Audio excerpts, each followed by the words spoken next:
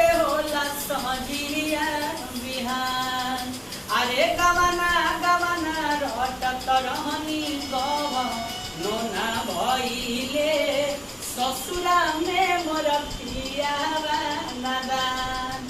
अरे गवना गवना रटत रहनी गवनो ना भइले अरे ससुरा में मोर पियावा नादान।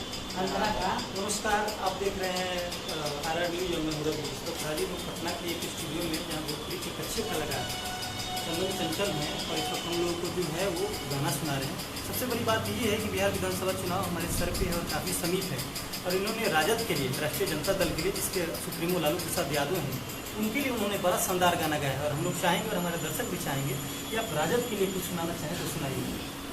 अभी तो फिलहाल में हमने गाना रेडी किया था, घरे घरे जरी ललटेनिया। गा के गाइए। अरे किते जिते जो शीशा रकारे बनी आ सब करी है रोजगार बनी त देखी विरोधी हिलाई है हाथे बेनिया। अरे घरे घरे जरी ललटेनिया आहा घरे घरे बरी ललटेनिया हाँ घरे घरे जरी ललटेनिया।